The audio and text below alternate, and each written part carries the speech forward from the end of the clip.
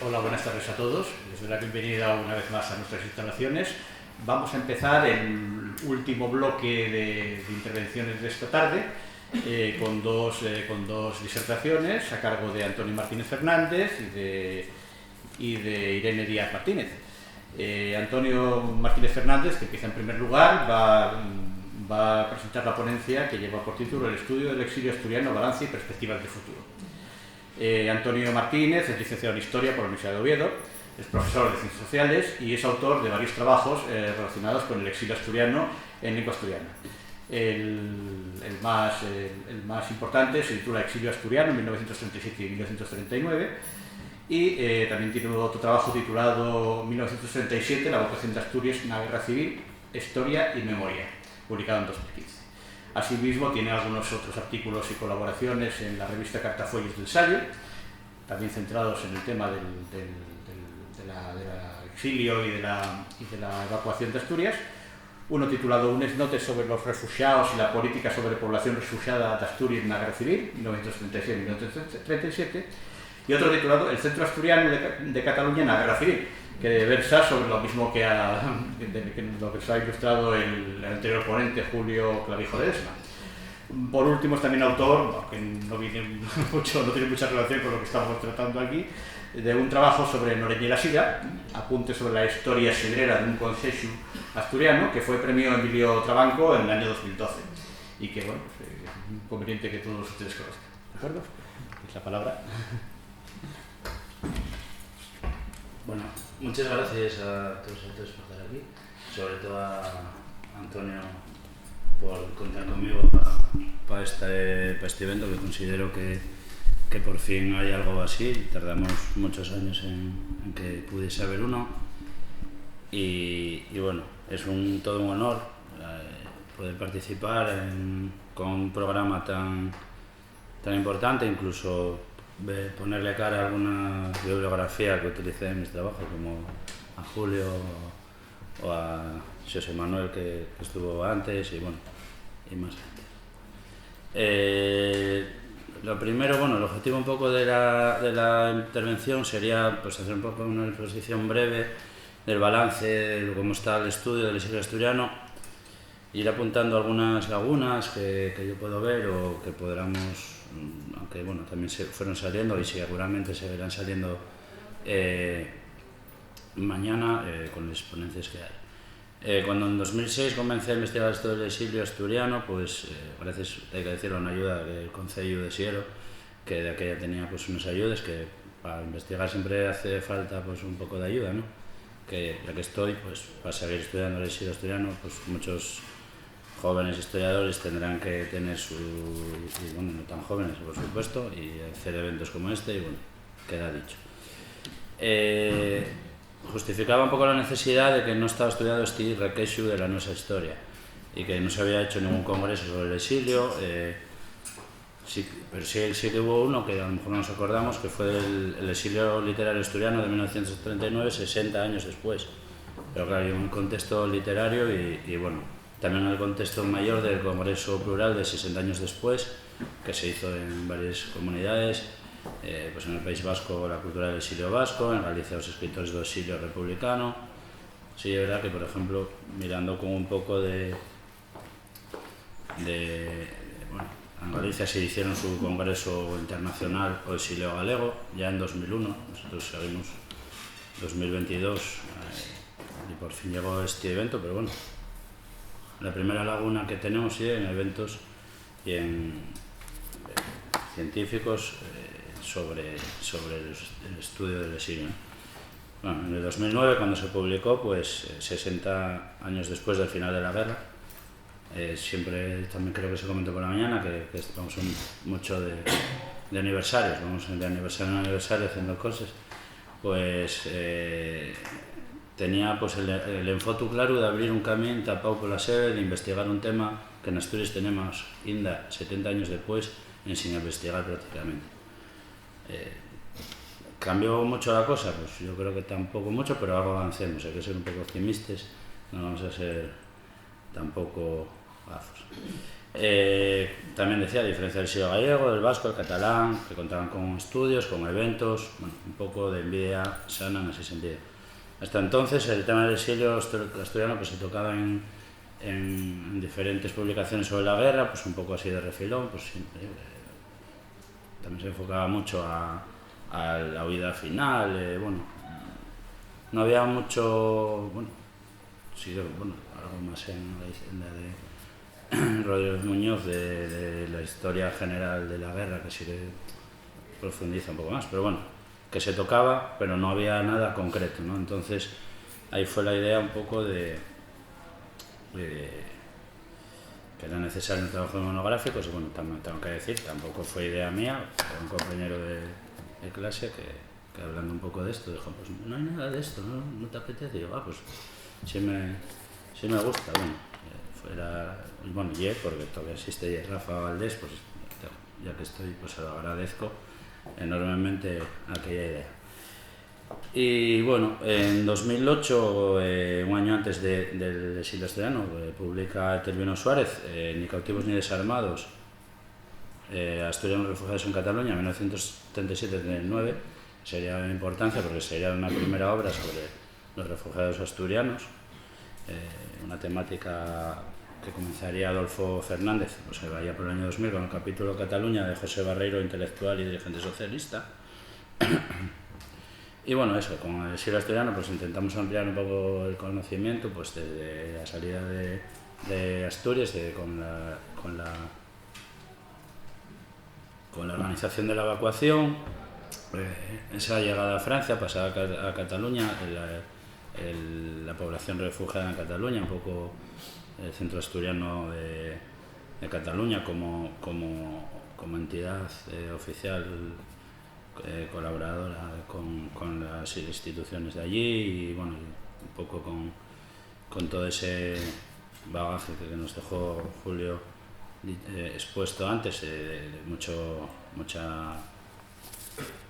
trabajo, mucha labor en favor de los refugiados, y bueno, quedaban para más adelante, pues esto acabaría con el exilio permanente a finales del 39, pues cuando ya después de remigraciones desde Francia a América, sobre todo y bueno, a la URSS, y un importante regreso a España, que por cierto sería también una laguna primera así que de comentar, pues qué pasa con toda esa gente que regresa, no sé. Estamos ahí, bueno, tenemos tanto por hacer que, bueno, ahí lo dejo también, que pues la gente que va llegando, pues cómo se enfrenta al volver, y bueno, seguro que hay mucho que hacer ahí.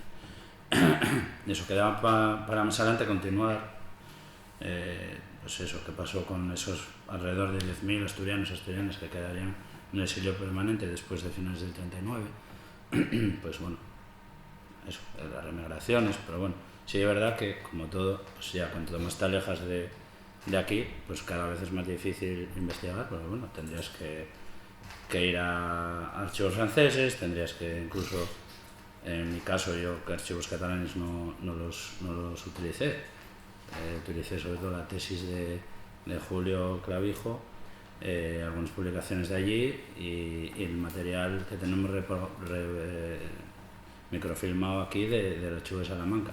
Pude venir, bueno, aquí no estaba, aquí estaba en la anterior sede del archivo histórico, pero bueno, si no tengo ese material aquí, igual ni siquiera puedo ir a Salamanca durante un año, no sé cuántas veces, a sacar la documentación. Entonces, bueno, quedaba más adelante porque, bueno, pues tenía toda la vida por delante, y ahora también, pero tengo menos.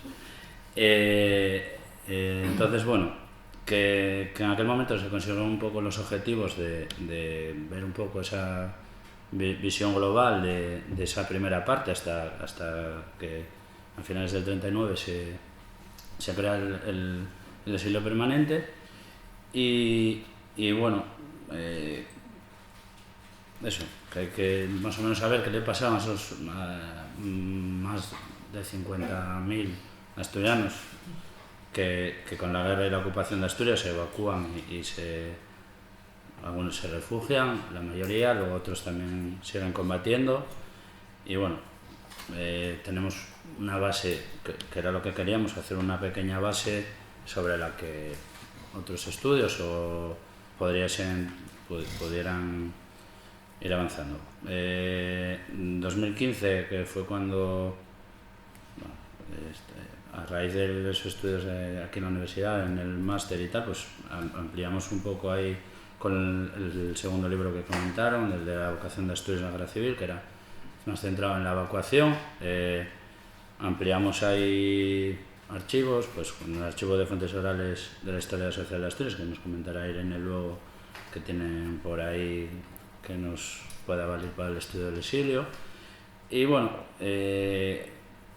también en este momento, eso fue en 2015, pues en el 2017 surge también, que con esto yo creo que se puede considerar ya bastante muy estudiado, el tema del primer fase del exilio, que sería la evacuación y tal, con el octubre del 37 en la tumba de la República de Iván Pozuelo, que ya tiene segunda edición en el 2019 y que bueno, que también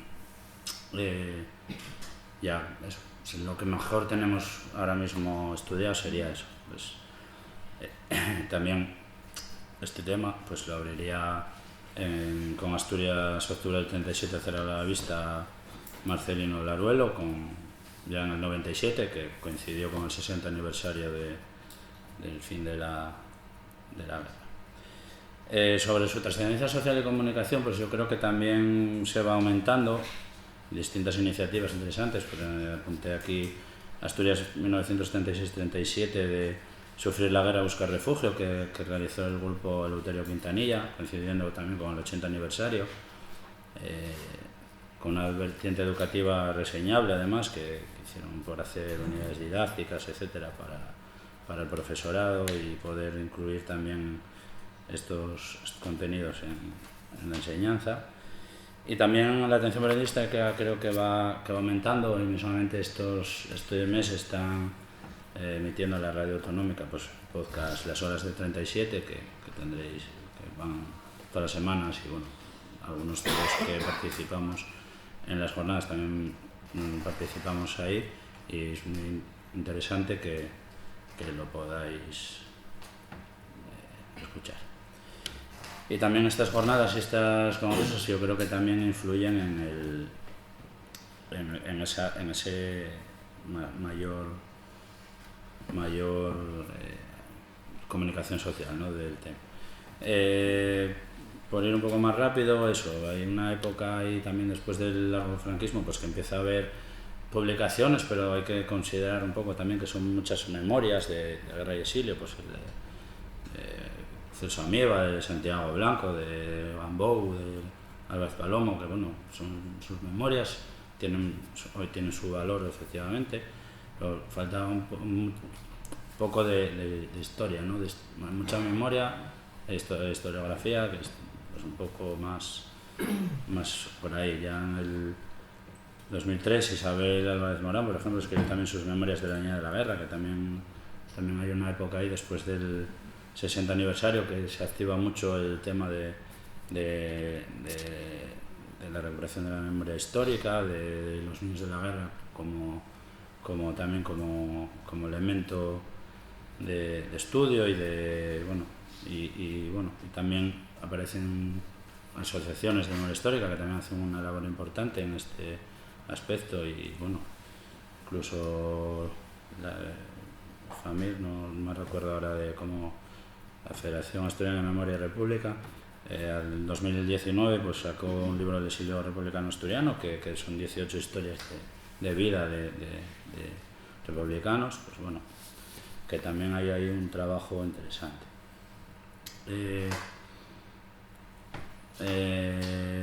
Volviendo un poco al exilio de los asturianos, pues lo que hablábamos, siendo un poco el itinerario, pues el inicio del golpe de Estado, pues también yo creo que hay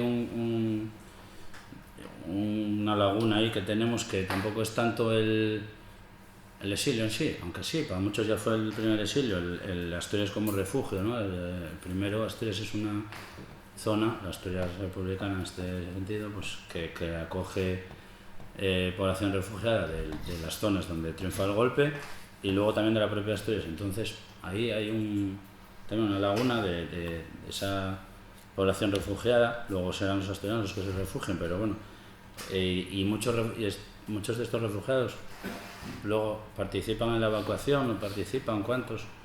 Bueno, ahí hay una cocina que se puede mirar. Luego eso, se produce la evacuación de Asturias a costas francesas, alrededor de entre 57.000 y 76.000, andaría entre 46.000 y 64 a lo mejor de la evacuación regulada, que sería la evacuación organizada por el Consejo, con niños, mujeres, inútiles de guerra, como denominaban en aquel momento, y ya, como explicó Iván, pues no los combatientes, efectivamente, hasta el final. Y bueno, luego a la del final, pues los datos andarían entre 11.000, 12.500, todo varía, pero bueno, otros 13.000 a lo mejor fueron apresados por los buques de franquistas en ese intento de taponar esa última vida. Y no todas van a ser asturianas, eso también lo tenemos que tener en cuenta, porque primero, hasta finales de agosto, desde Asturias están evacuando vascos y santanderinos. Viene la evacuación desde Euskadi, donde se empieza con este tema de los barcos y los tenían regulado, bueno, entonces siguiendo el mismo proceso también se va a utilizar el mismo sistema pues desde Asturias. Eso, bueno, tampoco las cifras pues de cada mes tampoco son interesantes ahora mismo, y bueno, eso, más o menos el proceso, la magnitud, las cifras siempre bailan, pero bueno, que es una magnitud impresionante, que hay una gran cantidad de personas que salen de Asturias. Y luego aquí en esta casa, en el Archivo Histórico de Asturias, contamos con el fondo del Consejo Interprovincial de Asturias y León, en la documentación que os comentaba, microfilmada, que en su día trajeron de Salamanca, o sea, hicieron allí el trabajo de Salamanca, que lo tenemos aquí. Muy buena apreciación de Iván al inicio de la tarde, que bueno, que lo mismo se podría hacer con muchos más fondos y tener aquí acceso a muchos, avanzaríamos más en la investigación seguro, y bueno, lo que hace falta, como siempre, pues implicación y dinero. Y aquí tenemos pues solicitudes de pasaporte de evacuación. Las delegaciones de asistencia social de cada concejo pues se rellenaban unas solicitudes pues con nombres, apellidos. Pues normalmente estas solicitudes suele ser una abuela, una madre, 2 o 3 hijos, la mayoría. Estoy conectando un poco con lo que se hablaba de los exilios de las mujeres y de los niños por la mañana. Algún abuelo también, si era mayor de 60 años. Pero bueno, casi todos los pasaportes que se van viendo pues son así. Luego hay también fichas de identidad familiar y ficha de embarque familiar, que sería, pues, las solicitudes serían lo que llevarías al barco con los datos que se suelen tener para estos: edad, nombre y apellidos, el ayuntamiento donde resides, ese tipo de cosas. Y luego también hay unas relaciones de solicitudes por ayuntamiento que se remitían regularmente a la Consejería de Evacuación desde los ayuntamientos asturianos y de León. No están todos los ayuntamientos, pero bueno, sí que hay bastantes relaciones, que es información que se podría intentar pues, sistematizar, ¿no? Y tener unas bases de datos o tener tratamiento más accesible sobre ello, para también pues, luego poder a lo mejor seguir itinerarios y bueno, tener un mejor conocimiento a lo mejor de eso, de la estructura de la población que sale. Por ejemplo, eso en las relaciones, también hay relaciones de evacuación de heridos con su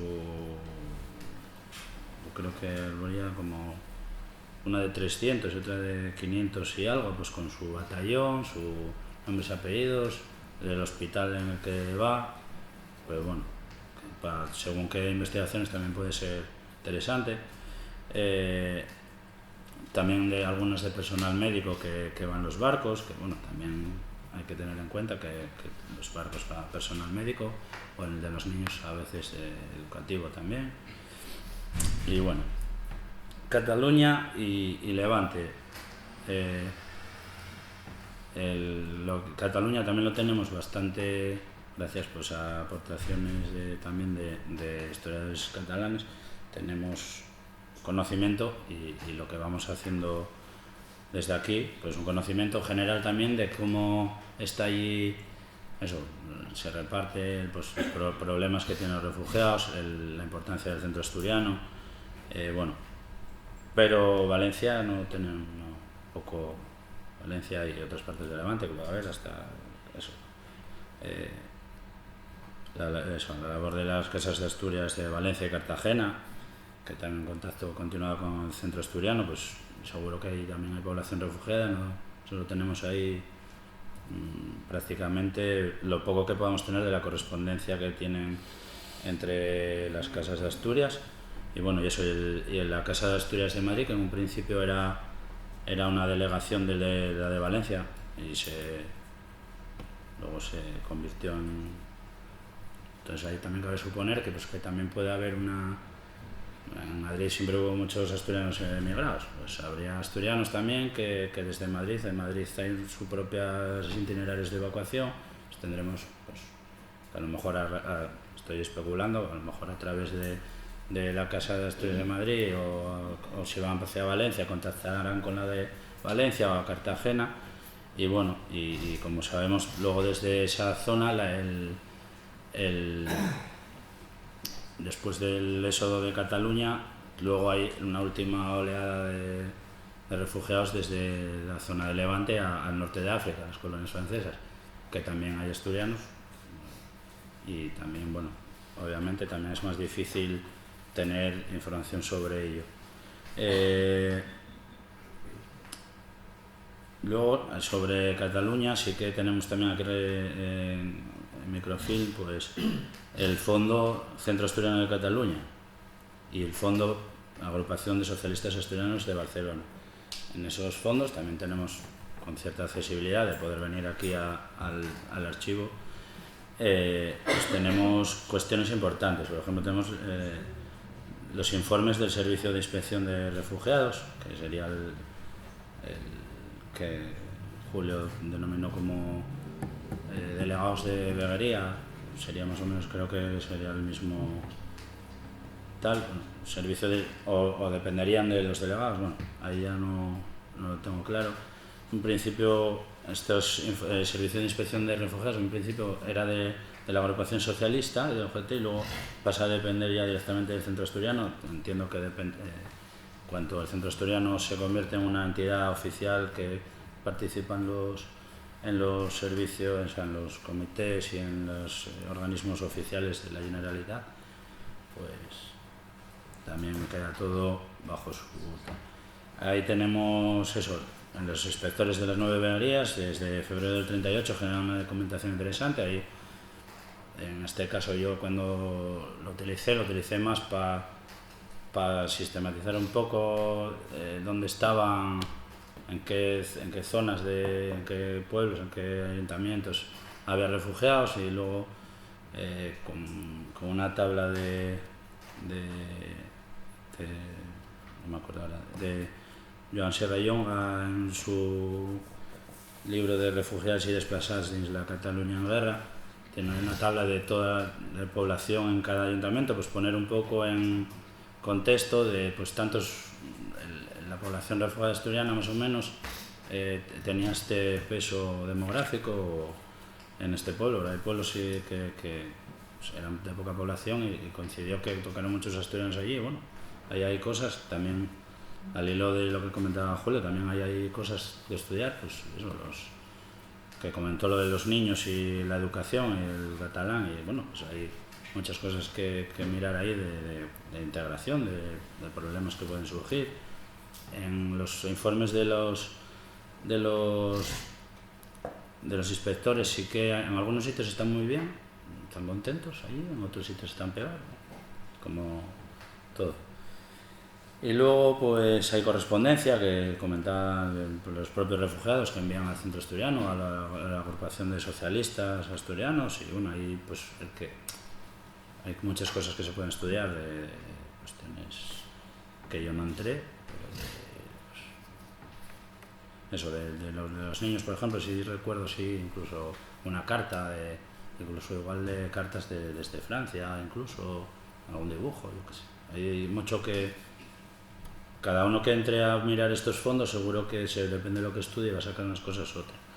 En el de la agrupación socialista, en la exposición de ahí que vi antes, pues hay imágenes sobre las fichas de la agrupación de socialistas asturianos, debe haber como 1400 fichas ahí en el microfilm. También se podrían tener, sacarlas de ahí, ¿no? de tener esa información de otra manera. De fichas de la agrupación socialista de refugiados asturianos, que ya es la ficha de refugiado, que también tenéis una allí para verlo, con sus apartados, nombre, apellidos, pueblo asturiano donde procede, filiación política, vecindad actual, hijos que le acompañan, y bueno, eso, para la situación general global de la población asturiana de Cataluña, pues la tesis de Julio está disponible para descarga en internet, y otras publicaciones que puedan ir saliendo por allí.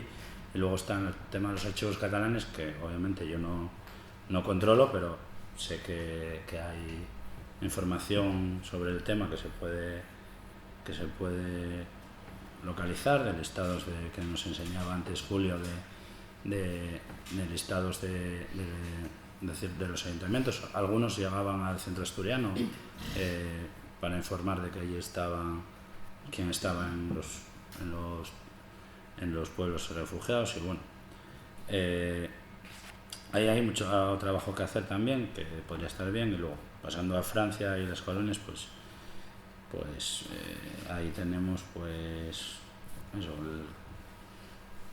también se comentaba, pues hay muchos franceses tienen muchas cuestiones que interesantes y claro, problemas, ir allí, el acceso, todas esas cosas. Pero bueno, en el exilio asturiano, como os comentaba, pues serían como alrededor de 10.000 personas, la mayoría estarían en Francia, de ahí también su importancia, 4.000, 4.500 personas podrían estar ahí. México, que sería también importante, con 2.800. Como siempre son cifras estimativas para hacernos también una idea de cuánta gente puede ser.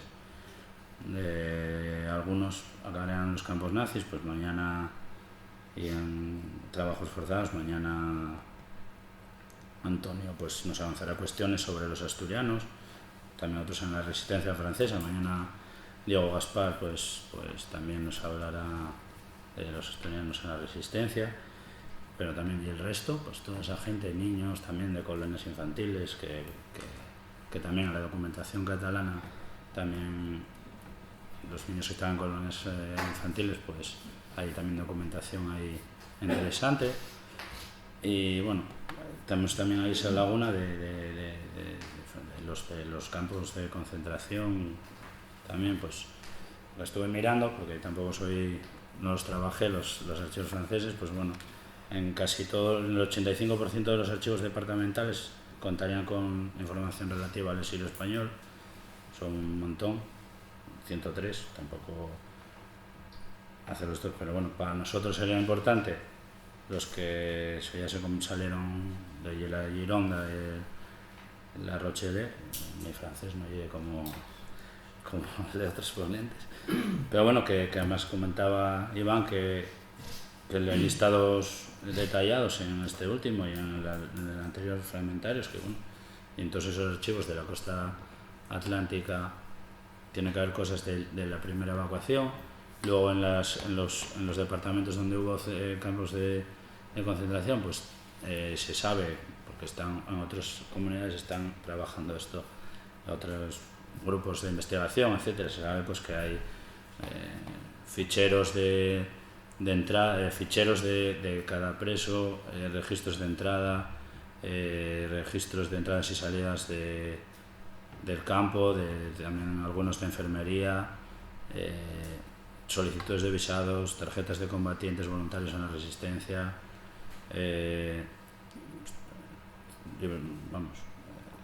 notas de defunción, de evasiones también, hay un montón, claro. Hay mucho por hacer ahí que obviamente tendremos no sé cómo abordar esto, porque hay tanto que por hacer que no sé cómo vamos a hacer. Necesitaremos unas cuantas vidas. Y luego, bueno, por acabar en México, que tal, pues también hay una documentación por ahí que también sería interesante que alguien trabajase, que serían los casi 6.000 expedientes que tiene la sucursal del SERE allí, documentación de la JARE, de la CAFARE, existe un registro de servicios de migración que ahí sí que viene asilado político y con su fotografía, características físicas, lugar de nacimiento, profesión, religión, nombre y número de hijos, lugar de residencia, trabajo, el vapor en que llegaron. Entonces, documentación hay. En Argentina hay registros de pasajeros, pero al parecer no diferencian asilados políticos que de emigrantes económicos. Entonces ahí también es más difícil. Pero bueno, que para acabar, como veis, hay mucho por hacer. Algo ya se hizo y seguro que se va avanzando poco a poco. Nos quedan 5 años para el próximo aniversario. Hay algo que hacer de aquí a allá. Y nada más.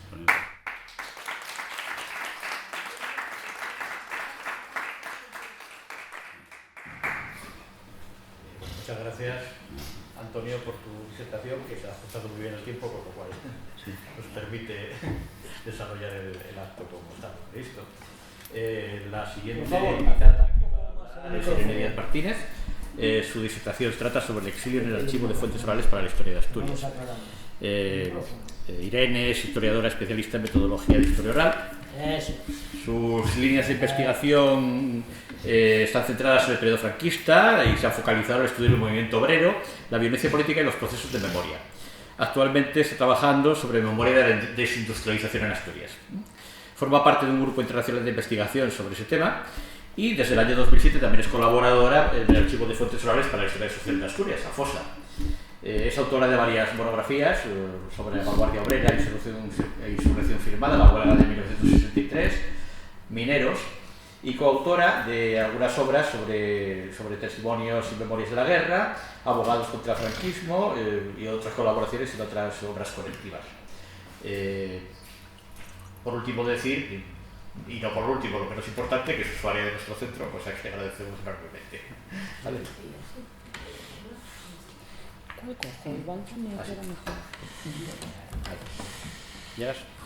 Agradecida de ser usuaria de vuestro centro, donde además siempre me tratáis muy bien a mí y me consta que a todos los usuarios. Así que quiero agradecer en primer lugar y antes de arrancar a la organización, a Antonio, al Archivo Histórico de Asturias, a Ángel, Conchita, al equipo que tenéis ahí detrás. Vamos a ver si nos ajustamos. Y bueno, estoy aquí para tratar de hacer un recorrido por la memoria del exilio a través de los testimonios que tenemos o que custodiamos en el AFOSA. El AFOSA, Archivo de Fuentes Orales para la Historia Social de Asturias, o quizás Archivo de Historia Oral, adscrito a la Universidad de Oviedo. Como un centro documental que genera y que custodia fuentes orales, hace ya más de 20 años que ponemos a disposición de investigadores y de ciudadanía en general, todos aquellos interesados, pues una serie de testimonios muy amplios, ¿no? Que yo creo que tienen un enorme potencial para la investigación, para la academia, pero también para la divulgación y que indudablemente permiten profundizar en la memoria colectiva del último siglo en Asturias. Además de que nos acercan a la vida cotidiana, a los usos, las costumbres, la transformación agraria, urbana, el patrimonio industrial además de acercarnos al activismo social, político y cultural, esa memoria está inevitablemente mediatizada por episodios traumáticos como la guerra civil y, naturalmente, derivado de el tema que nos ocupa hoy aquí, la memoria y la experiencia del exilio. Y bueno, un poco a tenor de lo que fui viendo en el planning de las jornadas y el pedazo de plantel de especialistas que hay, pensé en acercarme a esa memoria y a esa experiencia del exilio, prestando atención a cómo fue experimentado ese trauma, desde el punto de vista, si queréis, más emocional. Evidentemente, todos los testimonios ofrecen mucho más que esa aproximación cualitativa. Algunos, todos, diría yo, son extraordinariamente ricos en datos y apreciaciones. Pero, insisto, lo que me interesaba era ahondar en esa dimensión más humana, porque en ocasiones esa vivencia aparentemente intrascendente, anecdótica, si se quiere, yo creo que puede ayudar a entender cómo se fue experimentando, en este caso, el exilio. Son experiencias que en ocasiones son complejas de trasladar y de compartir, si no es a través de lo que yo llamo la radical humanidad de la experiencia vivida. De manera que, con esta observación que ya os va, digamos, acercando a por dónde va a ir el tono de esta intervención, entre el medio centenar de testimonios que revisé y que de manera específica abordan la experiencia del exilio, una experiencia del exilio que acoté al periodo de evacuación, refugio en Cataluña, la experiencia del cruce y esa estancia desorientadora en la Francia del 39 y del 40. Lo acoto ahí, podría ampliarlo mucho más, bueno, no tenemos tiempo y además quiero que escuchemos un testimonio. Aclarando que naturalmente el archivo de fuentes orales, el archivo de historia oral, cuenta con bastantes más testimonios que refieren la experiencia del exilio en otros contextos y que son tan interesantes como necesarios, ¿no? Como digo, lo que destacaría de estos testimonios en los que me centré para preparar esta intervención es sobre todo la pluralidad de experiencias. Una pluralidad que se deriva de la procedencia. Contamos con testimonios del Oriente, del occidente de Asturias y de ese 8 industrial del centro de la región, de la condición de niños y de adultos. Y esto es muy interesante si quiero insistir en ello, porque contamos con testimonios de adultos que lo eran cuando los hechos tienen lugar, de niños que lo eran cuando tienen lugar, y esto compone un muestrario de vivencias absolutamente excepcional en Asturias. Lamentablemente, muchas de las que prestaron su testimonio ya no están con nosotros. Queda esa voz a disposición de todo el mundo en el archivo de historia oral. Prestando también atención a esa pluralidad de género. Tenemos voces de hombres y voces de mujeres. A la extracción social. Hay trabajadores y hay republicanos bien situados, bien posicionados, que como todos sabemos también se exilian. De militancia, naturalmente, de activismo político. Esa es la pluralidad de la que hablo, o de su condición de combatientes en el ejército republicano. En común, eso sí, ya sean niños o adultos, hombres o mujeres, todos los testimonios comparten la experiencia del desarraigo y de la incertidumbre. De ahí esa insistencia en la vertiente emocional que me interesa destacar. Y todos, sin excepción, el anhelo por el retorno. Un retorno a la España que haya y otros el retorno a una España sin Franco. Hablamos de volver en condiciones que lo comentaba el propio Antonio, cómo se volvió, en qué condiciones fue ese regreso, qué se encontraron, o aquellos que lo hicieron a lo largo de los años 60 con un régimen ya más moderado en sus formas, o que ya lo hicieron con la instauración de la democracia a partir del 77. En fin, un exilio que para muchos asturianos y asturianas comenzaría ya, lo comentó Antonio, en 1937. Esa evacuación en septiembre de cientos de niños y de niñas, mujeres y ancianos, heridos también, que escapaban de esas condiciones de guerra en el norte, y apenas un mes más tarde, ya en octubre, con la huida de miles de hombres, principalmente intentando desesperadamente abandonar Asturias ante la inminente llegada de las tropas, ¿no? ¿Cómo documentamos esto? A través de testimonios, y les voy a poner nombres, ¿no? Leonor Sarmiento, Nelly Fernández Arias, las hermanas Meré, hablamos del Oriente, hablamos de Avilés, hablamos de Gijón, de Fredesvinda, de la Tarabica.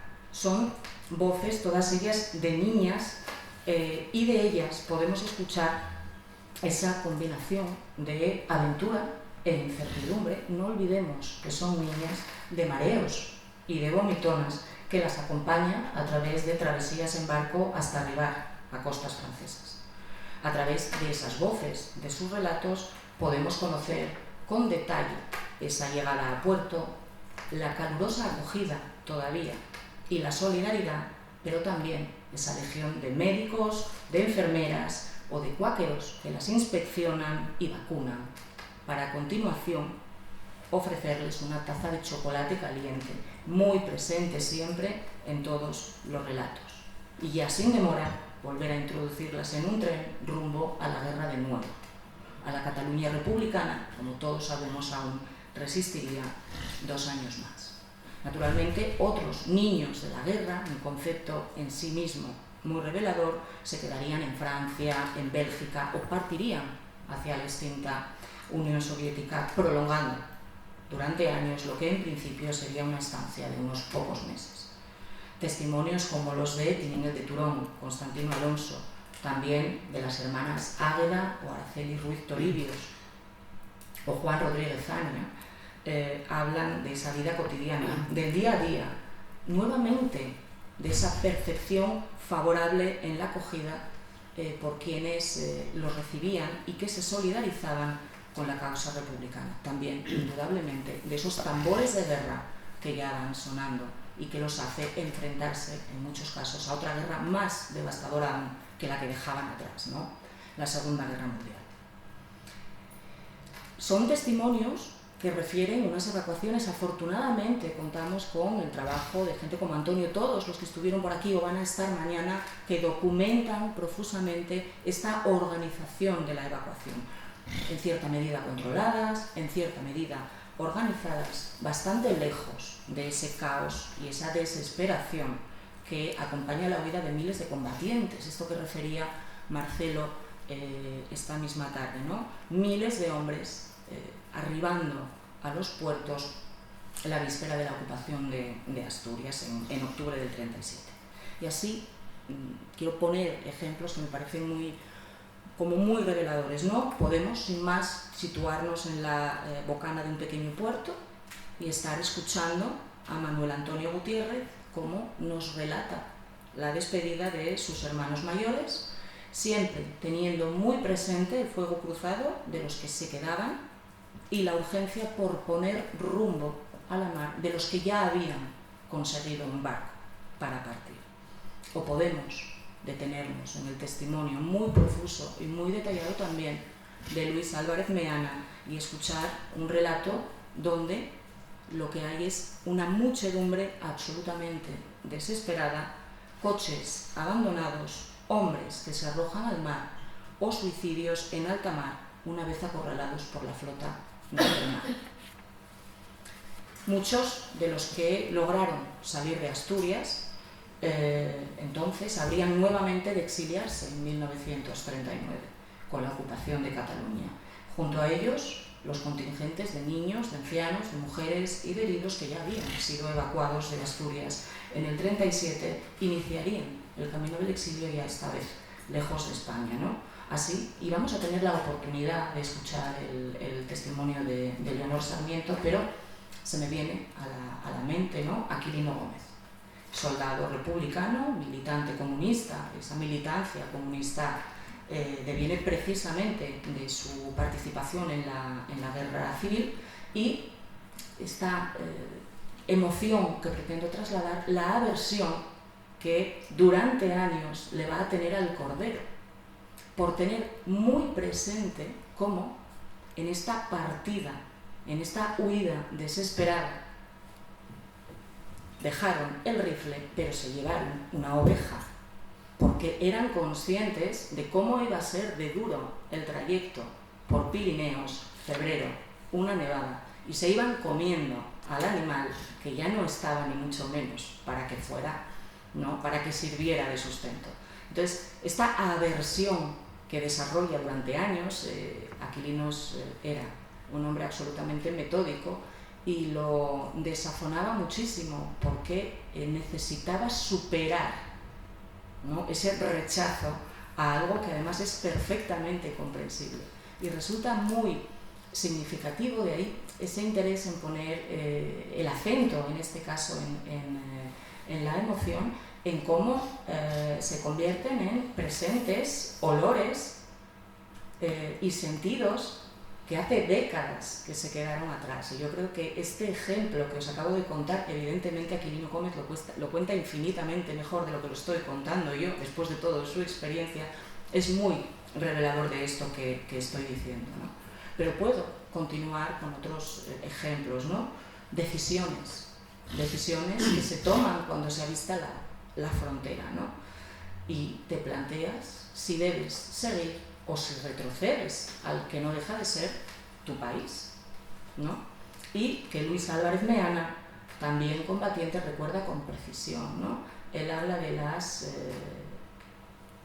chicas de la Cruz Roja, ¿no? Esto de ir pasando en fila ordenadamente y estar viendo al otro lado de la frontera a hombres perfectamente pertrechados, aseados, del ejército de Franco con bocadillos y decidir, pues cruzo y me voy a lo que vengo, ¿no? Es ese momento de la decisión que también me parece muy interesante y que obviamente Luis Álvarez Meana traslada con toda la pasión y también con bastante aflicción, ¿no? Porque él dice, probes, muchos de ellos irían a encontrar la muerte. Efectivamente, esto que hablábamos de en qué condiciones tiene lugar el retorno, qué se encuentran, qué pueblos se encuentran. Los entornos rurales son muy hostiles, siguieron siéndolo durante años para los que perdieron la guerra, ¿no? En definitiva, Francia, la antigua Unión Soviética, México, Argentina o Chile van a convertirse en el nuevo hogar de miles de españoles, evidentemente con sus luces y con sus sombras. Afortunadamente hay mucho que trabajar, pero bueno, hay bastante investigado, las fuentes están ahí, esas sí que no se van a mover, afortunadamente los archivos están para algo, no habrá medios, pero las fuentes sí que se conservan y bueno, pues están a disposición. Además, siempre viene bien cómo va evolucionando, ¿no?, la historiografía, a ver qué tipo de miradas podemos tener sobre esos documentos que como mínimo por lo menos están. Otra cosa es la dificultad en el acceso, ¿no? En definitiva, van a emigrar a distintos países, pero la mayor avalancha naturalmente tiene lugar o arriba a Francia, ¿no? Más de medio millón, dicen los especialistas, yo creo que más o menos cruzan la frontera huyendo de posibles represalias de los vencedores, ¿no? El periplo vital que nos traza una figura tan carismática como la Tarabica, como Angelita Andrada, por ejemplo, como Feliciana Mántaras. Insisto en dar los nombres porque además os invito a que, si tenéis interés, consultéis los testimonios. O Blanca Huarte Erviti, ¿no?, que nos sitúa ante la realidad de empezar otra vida sin noticias, de los que dejas atrás, en espacios que no son los tuyos, casas de refugiados, con una hostilidad a veces manifiesta, ciertamente también en ocasiones con bastante solidaridad, y no debe olvidarse, siempre en un contexto que está marcado por el inminente inicio de la Segunda Guerra Mundial y la ocupación de los nazis, ¿no? Mira, Blanca Huarte es un testimonio absolutamente fascinante porque es mujer de un militante comunista muy conocido en Asturias, Ángel León, y ella refiere bueno, pues la desconfianza de su compañero, que se encuentra en un campo de prisioneros, de concentración, y esa desconfianza en estos momentos, ¿no?, de reorganización y desconcierto tras el final de la España republicana, ya en Francia, ¿no?, y cómo su marido desconfía de ella y se pregunta: ¿tú cómo conseguiste pasar la frontera? ¿Con quién te viste? ¿Eres una espía? Que yo creo que también es esa dimensión interesante que afrontan las mujeres cuando se reencuentran con sus maridos, aquellas que tienen esa fortuna, y que merece la pena también, y lo podemos encontrar, yo creo que muy bien explicado y muy bien reflexionado en testimonios como el de Blanca Huarte, ¿no? Ciertamente, si para las mujeres lo que estaba por venir era incierto, no pocos de los hombres que partieron al exilio acabaron internados en campos de prisioneros, ¿no? Y contrariamente a lo que había ocurrido meses atrás, cuando había habido esa acogida, desde luego no tan hostil como la que se produce en 1939, la situación ya había cambiado, sobre todo si se tiene en cuenta las deplorables condiciones de los campos de concentración, ¿no? Y aquí, pues Saint-Cyprien, Gurs, Argelès, Balcarís, me pasa a mí con mi francés lo mismo que a ti. Van a acabar acogiendo a miles de republicanos, ¿no? Y de la dureza de esas condiciones dan cuenta testimonios como el de Manuel González o de los ya citados Luis Álvarez o Aquilino Gómez. Son relatos además extraordinariamente precisos sobre la distribución y organización de los campos. Desde el punto de vista político y militante esto era muy significativo. Evidentemente de la supervivencia diaria, pero también de desconfianzas y recelos derivadas de las lealtades políticas de cada uno de ellos, pero también del ingenio y de la solidaridad que también nace de la adversidad, ¿no? Y para ir ya terminando, la memoria prodigiosa de Aquilino recuerda, por ejemplo, y poniendo de nuevo el acento en esa dimensión humana que pretendo trasladar, el Tour de Francia de 1939. Porque el Tour de Francia de 1939 tenía en una de las etapas la parada por el campo de concentración de Gurs. Y entonces está absolutamente fijado en su memoria como un corredor luxemburgués que naturalmente perdió cualquier posibilidad de ganar la etapa, pasó muy lentamente recorriendo la alambrada con el puño en alto, en solidaridad con los republicanos exiliados, ¿no? Es esta vertiente tan humana y tan anecdótica que de alguna manera tenía que contribuir a aliviar la estancia, por otra parte, durísima en los campos de prisioneros, ¿no?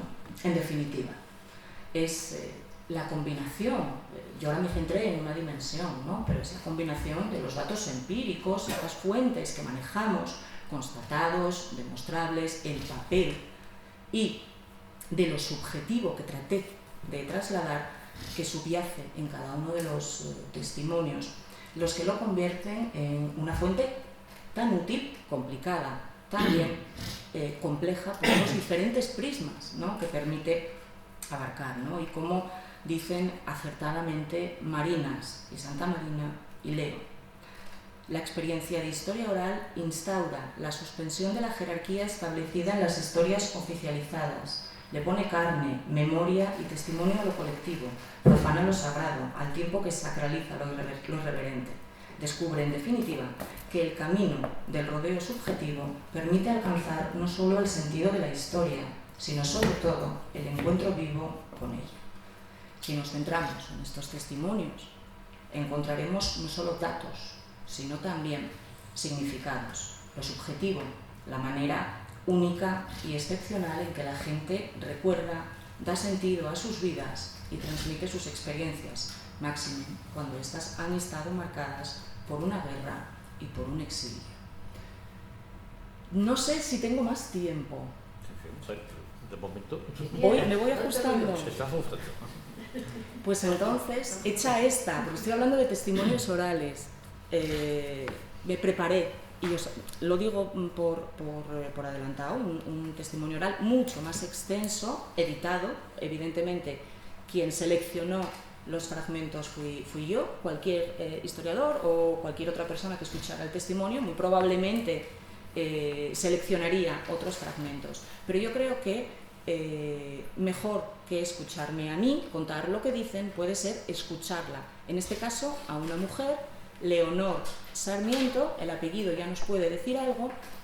Os pido un poco de paciencia y luego, si os parece, podemos comentar el interés que puede tener como todos los testimonios que tenemos a disposición en el archivo. Y vamos a confiar en que funcione la técnica, porque antes a Ángel y a mí nos funcionó, pero ahí vamos. Igual apagamos aquí, ¿eh? Ahí sí pica y ahí que no veo el... Vale. Y ya está, le das ahí. Decidí no acompañar con imagen. Cuando un usuario va al archivo, escucha el audio, normalmente se vale de un informe que tenemos que le permite seguir el contenido, pero fomentamos que se escuchen. Entonces, ahí dándole vueltas pensé, no ponemos nada más, dejamos que hable Leonor. En septiembre del 37 un día le dijo a mamá, mete alguna cosa en una maleta, no metas mucho porque regresaremos pronto. Y nunca regresaron. Nos fuimos a Gijón, a casa de un amigo, y a los pocos días salimos en un barco carbonero para Francia, un barco inglés. Nos trataron de detener en el mar, pero como el barco era inglés y llevaba también muchos heridos, pues el capitán se puso fuerte y no permitió que nos llevaran a Bilbao. No me acuerdo qué fecha, no, mediados del 37, sí. Y ahí nos desembarcan en La Palís e inmediatamente nos suben a un tren para ir a España. ¿El trato en Francia es cordial? Bueno, allí había una persona de la Embajada de España que nos estaba esperando, que era amigo de papá y no nos conoció porque íbamos todos negros de carbón. Y nos fuimos a lavar en la estación, entre las vías del tren había una llave de agua y ahí íbamos a lavarnos. Por cierto que sonó la sirena de una fábrica que era, no sé si la hora de entrar o de salir, y todos nos tiramos al suelo creyendo que era un bombardeo. Sí, y de ahí fuimos Yo de Francia no tengo malos recuerdos. Había gente que no nos quería, pero bueno, pues son todos los sitios, ¿no? Como decía un andaluz que estaba en un refugio que no sabía hablar nada de francés, y cuando se le acercaban y le decían algo, él decía, pues yo en la tuya. Por si acaso. Fuimos a Puigcerdá. Ahí nos bajamos. Ahí, en un principio pensábamos ir a Barcelona, pero papá dijo, estamos bombardeando mucho, mejor nos quedamos por aquí en algún pueblo, y nos quedamos en Belver de Cerdaña. Ahí nació mi hermana Maricho, ahí murió mi abuela, y ahí estuvimos hasta que salimos otra vez a Francia. Teníamos un departamento muy bonito que tenía una terraza sobre el río Segre, y claro, para la abuelita, comparado con la casa de aquí, aquello era como estar en la cárcel, ¿no? Porque se desesperaba de los chicas. Había 3 habitaciones, pero ella se desesperaba, ¿no? Y ahí sí, estuvimos bien hasta que fuimos ya en febrero del 39 a Puigcerdá. Allí fue muy duro porque mamá estaba muy mal, que no podía caminar. Mi hermana estaba enferma, papá no estaba con nosotros. Yo tenía 14 años, pero el hermano que me seguía a mí tenía 9 y los otros todos eran más chicos.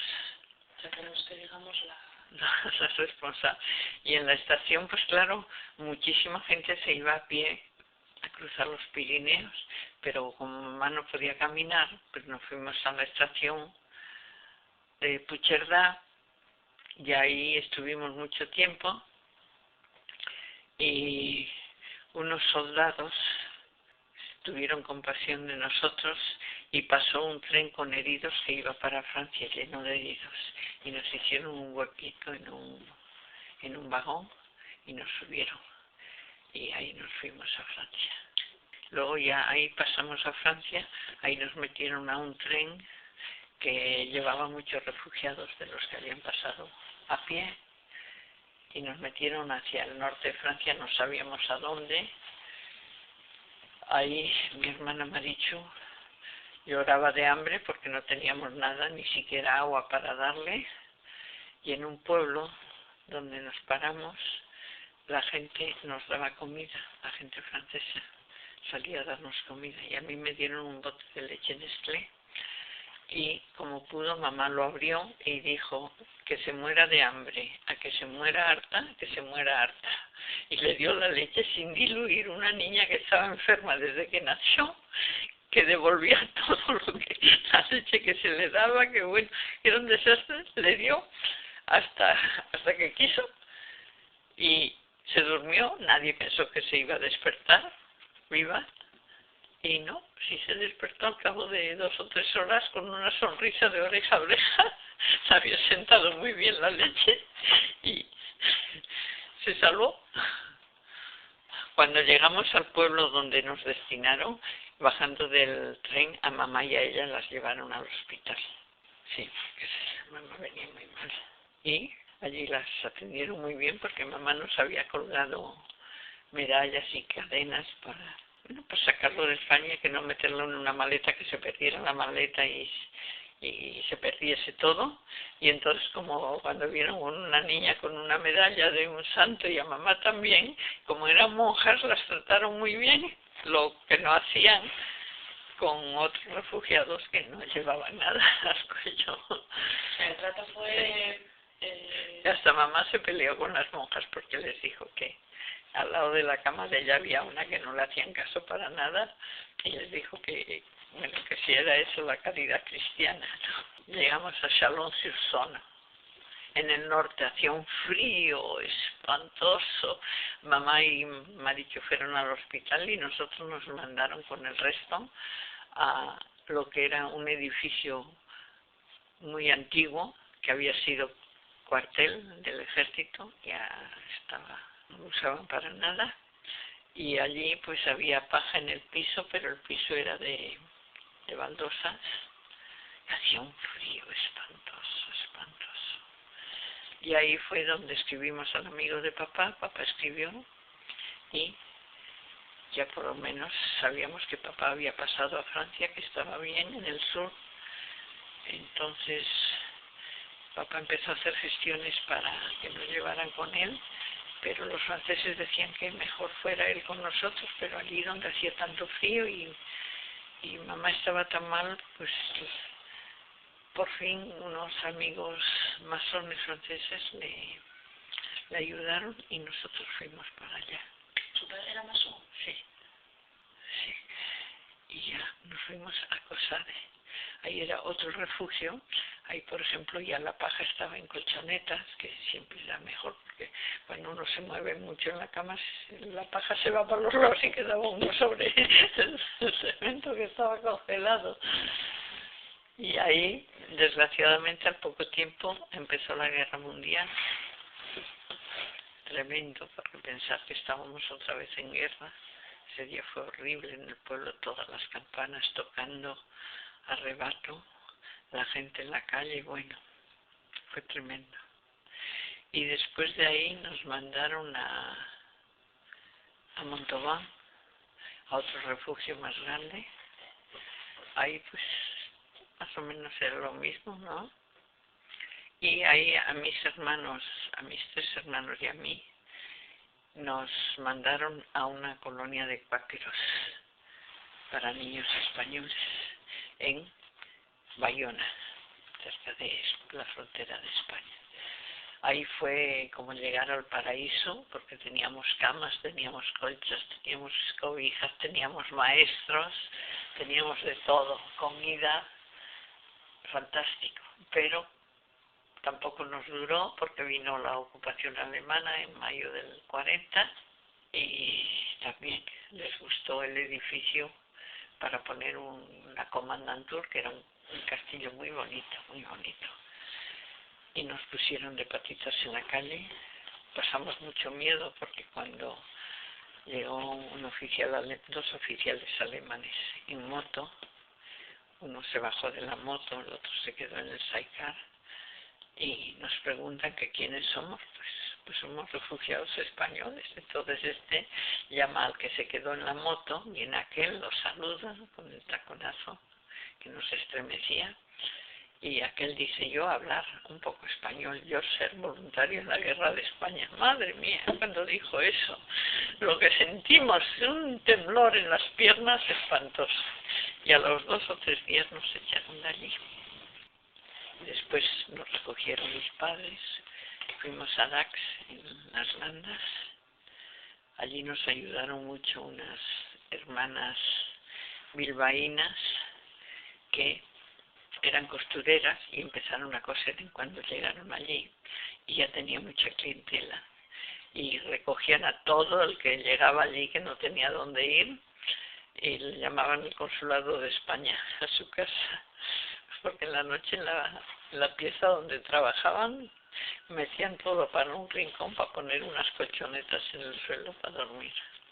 Y ahí pues yo entré a trabajar me enseñaron ellas a usar un poco la máquina de coser. Yo había estado, cuando estuvimos me enseñaron a coser un poco a máquina, y entré en un taller. Estuve poco tiempo porque papá no encontraba nada, entonces contestó a un anuncio de un periódico que pedían a alguien para trabajar en una granja.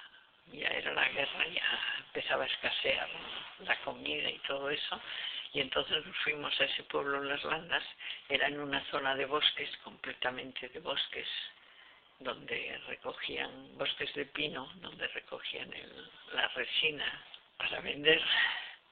Y entonces ahí, bueno, la mitad de lo que producíamos teníamos que dárselo al patrón, y como no nos quedaba para poder vender nada, yo me metí a trabajar en el bosque. Cortábamos pinos y hacíamos carbón, y éramos un grupo de españoles, éramos 6 o 7.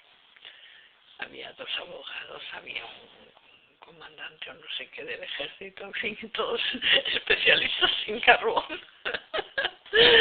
Pero en fin, un francés nos enseñó el tiempo que tenía que estar prendido el horno para que no se nos quedara crudo o para que no se nos quemara todo.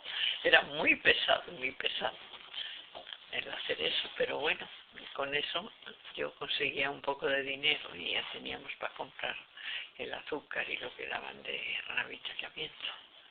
Y ahí estuvimos toda la guerra. Luego, un buen día, que íbamos nosotros lógicamente hablando español por el bosque, no sé qué iba, una hermana mía y papá y yo. Y nos siguieron unas personas. Cuando llegamos a la casa se identificaron y era un grupo de españoles que estaban en la resistencia francesa contra los alemanes luchando en Francia. Entonces ya resulta que claro, como era zona de bosques, pues allí se podían esconder mejor, y venían a menudo por la casa. Tuvimos a un herido en la casa. Luego pues les dábamos comida cuando se atrasaban y que no tenían que comer, les dábamos algo, y teníamos muy buena relación con ellos, claro que con un miedo espantoso porque también pasaban patrullas alemanas, y si nos agarraban era el fusilamiento inmediato sin más nada. Pero pues estábamos, además nos traían noticias de ellos se comunicaban con Londres. Yo también iba muchas noches a un molino que estaba como unos 6-7 kilómetros de la casa, y allí tenían un aparato de radio a oír las noticias de la BBC de Londres, el programa ese de Le Français parle français, y ahí esperando a ver qué pasaba. Y luego también teníamos que pasaban por allí, pasaron muchos. Nosotros estábamos, digamos, aquí estaba el muro, lo que era el muro del Atlántico, y aquí estaba la zona libre, no había mucha distancia. Y en este muro del Atlántico había muchos batallones de trabajadores a la fuerza, ¿no? Y había muchos españoles y también de ahí se escapaban para tratar de pasar a zona libre, porque había también franceses y también pasaron muchos por la casa. A tal grado que en el año 2002, en una exposición que se hizo en Madrid, en el Palacio de Cristal, sobre el exilio español, entonces yo estaba de presidenta del Ateneo Español de México y prestamos mucho material para esa exposición. Salieron muchas fotos en los periódicos y a los 2 meses yo recibí una carta de Francia de alguien que había pasado por la casa. Y el otro día aquí hubo uno que se me acercó y dijo que un pariente de él, no sabía cuál, que ha muerto hace un par de años, que también había estado en nuestra casa. Cómo se van tejiendo las redes. ¿Se os hizo pesado el audio? Está muy editado. La entrevista es extensísima, ¿vale? Entonces, evidentemente, yo seleccioné, no todos los testimonios tienen esta construcción lineal. En el caso de Leonor, ella misma es bastante coherente con toda la narración, va siguiendo, digamos, un orden cronológico y, además de ser, si la quería poner o que la escucharais es, bueno, por varias razones. Cuando ella va diciendo y vamos y nos llevan, todo eso lleva un papeleo. Es decir, que de repente las situaciones van ocurriendo y en su memoria eso no es significativo. Por eso es tan interesante la combinación con esos testimonios siguiendo esos rastros. Luego me parece absolutamente demoledor, son decisiones, ¿no? Al final, ¿qué haces? ¿Quieres que tu bebé se muera de hambre o prefieres que se muera fartuquina? ¿No? Al final son decisiones que te cambian la vida. Evidentemente hablamos de un perfil, Leonor Sarmiento. Su padre era diputado en Cortes y el fundador del sindicato agrícola El Despertar. Hablamos, y masón, hablamos de una personalidad que evidentemente tenía sus influencias, ¿no? Lo que también se comentaba. Es una trayectoria que también está muy condicionada por el hecho de tener contactos.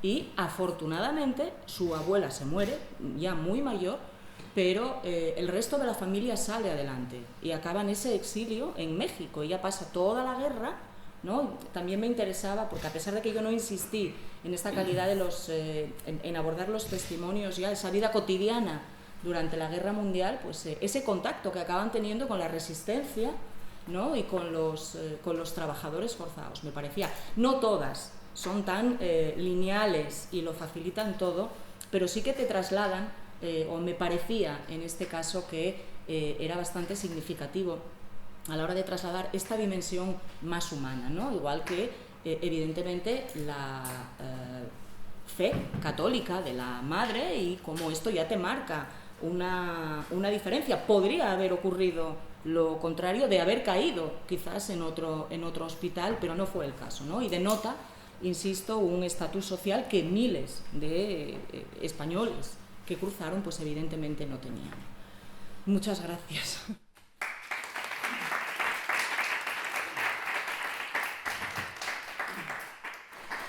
Bueno, ahora vamos a pasar a hacer un turno de preguntas. Quisiera preguntarle a Irene si le interesa ampliar los testimonios orales. Sí, claro, como archivo de fuentes orales, sí, lo que ocurre es que la cuestión biológica está ahí.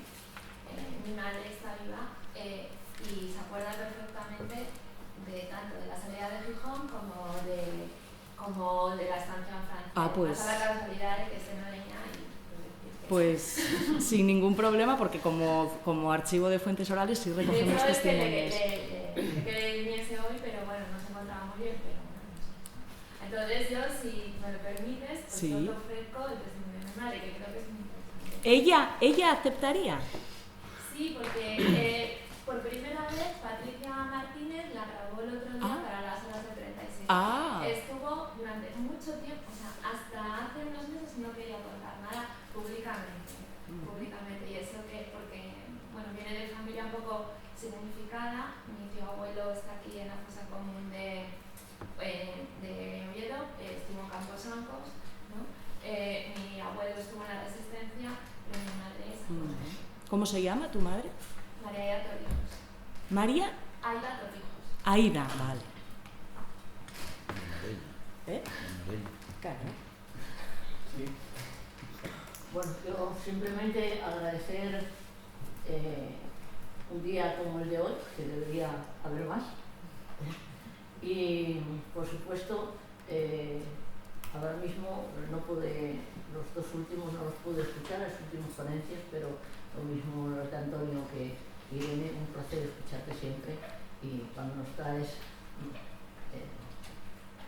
a la protagonista que nos entra adentro, pues ya lo máximo, ¿no? Gracias y a seguir haciendo, pues es así. Gracias. Por favor, esta señora que de la grabación era hija de Sarmiento, sería Álvaro Ángel Sarmiento. Sí, es que, bueno, en casa decorado. Tenemos su acta policial de los archivos de UDD. ¿Usted? No, aquí está antes que tú. No, una pregunta para Antonio, por favor. De todos esos pasaportes que habéis visto en archivo de la evacuación de septiembre, por ejemplo, tengo el de una tía abuela. Entonces, donde dice pueblo, o no recuerdo de memoria, creo que es pueblo o localidad o algo así, Ribadesella, ¿es que salen desde Ribadesella o es que es la localidad de donde son? Puede ser que estuviese refugiada en Ribadesella y... No, a ver, ellas son de Ribadesella, mi familia, ¿vale? Mi pregunta es, automáticamente el hecho de ser de Ribadesella y que en el pasaporte pone Ribadesella, ¿necesariamente salen desde Ribadesella o pueden salir de Ribadesella con Avilés Luán? Hombre, no te lo puedo asegurar al 100%, pero en principio no tendría por qué. Dependería de cómo estuviese organizado en ese momento en la evacuación. Pues si en ese momento iba a salir un barco del museo y les tocaba salir a ellos y a otros de otros... Hombre, también te digo que siendo de Ribadesella, lo más normal sería que saliese de Ribadesella, pero bueno, si en ese momento de Ribadesella no podían salir barcos y salían del museo, y los llevarían a... Sí, es que estoy en la búsqueda del barco y por eso preguntaba a ver si había un camino más directo. Gracias. Nada. La asociación de Río Quintanilla estaba hasta Sí, que lleva... pero ¿quién es? ¿Quién era? Rosa Calvo, yo te puedo poner en contacto con ella. Pero el listado de los que van en los barcos, no sé dónde están los listados. No, sí, Bueno, ellos localizaron los listados de algunos barcos, algunos con miles. Sí, no, de los barcos sí, pero de las personas que van No, digo que encontraron las listas de algunos barcos con los nombres de todos los barcos. Sí, En Francia. parece que es En Francia. No sabía quién era la persona. No, son archivos. A ver, al parecer fue el gobierno vasco que se preocupó de peinar todos los archivos de la costa francesa y alguien los encontró en una página web muy oscura de algunos archivos vascos. Y son centenares de páginas y ahí están. Y lo que hizo el grupo de Autoridad es transcribir todo eso. Bueno, están en ello. Sí, claro. O sea que documentación hay. Yo cuando se me ocurrió animar el avispero, dar un golpe al avispero e intentar lanzar este congreso, hablé con alguna gente de la Universidad de Oviedo y simplemente me decían es que es un tema imposible de historiar porque no hay fuentes. Y aquí lo que se está evidenciando es que hay fuentes.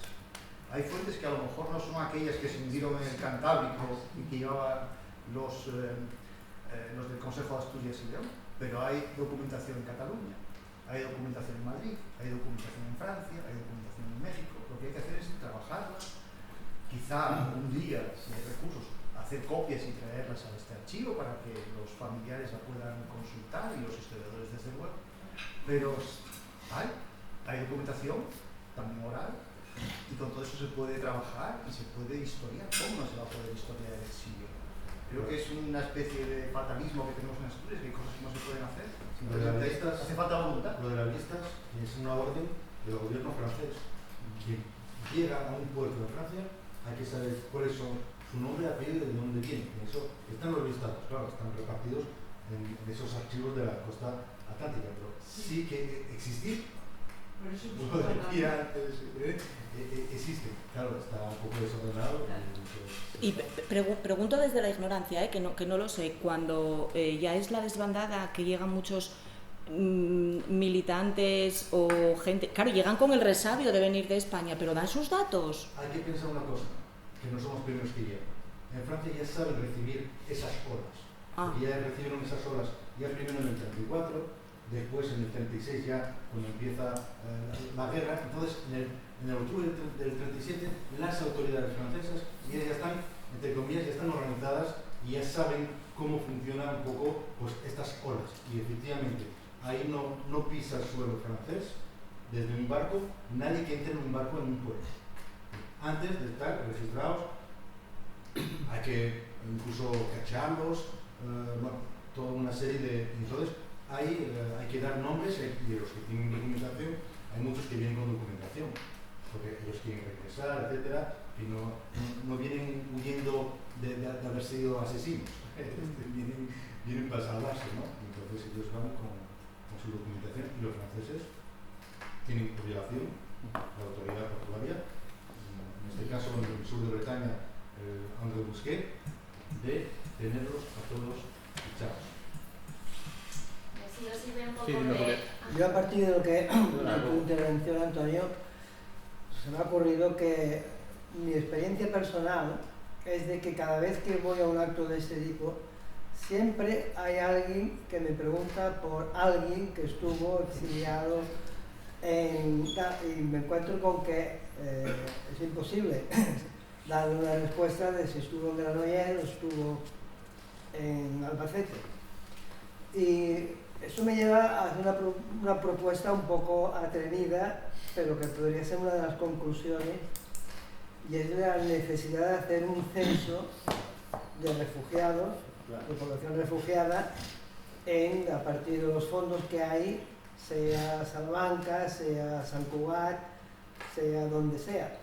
Pensemos que yo he calculado que aproximadamente el movimiento de refugiados durante la guerra civil en todo el conjunto del Estado puede afectar o pudo afectar entre 2,5 millones a 3 millones de personas. Porque claro, hubo una gran evacuación de Madrid, fue obligatoria además la orden de evacuación. En Castilla-La Mancha ya hay historia local que explica la llegada de refugiados, no digamos lo que fue la huida desde Andalucía hacia Levante. Por lo tanto, yo no sé si hubo tiempo para que los ayuntamientos o el gobierno civil de la provincia apuntaran los movimientos de refugiados en su tiempo, pero al menos lo que respecta a Cataluña sí que hay relación perfecta de gente refugiada, y que simplemente con un programa que pueda fijar, pues, si fulanito de tal está en el mes de febrero en Barcelona, a lo mejor en el mes de marzo está en Salas de Llierca, pero eso informáticamente no es ningún problema, simplemente hay que meter los datos. Yo lo digo porque me parece que hay que humanizar a la historia, ¿no? Y hacerla útil, porque hay esta preocupación de gente que necesita saber dónde estuvo su pariente y tal. Bueno, yo simplemente comentar que yo no soy historiadora ni nada de eso, simplemente soy familiar de refugiados. Entonces, como familiar de refugiados es lo que comentaba la necesidad de conocer y de saber el periplo que ha tenido tu familia, ¿no?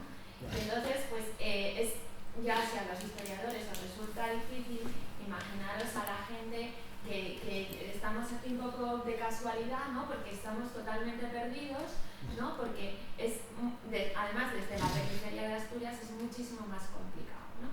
Entonces, bueno, simplemente como anécdota, hace todavía un mes, buscando combatientes, en una página de combatientes de Francia, no encontré a mi abuelo, encontré a mi abuela, ¿no? en un listado de un periódico de Lot, porque ellos estuvieron en Lot, y entonces comentaban que venía, estaban todas listas de refugiados en el condado de Lot, enorme, una lista enorme, y entonces venía el nombre de mi abuela junto con su marido.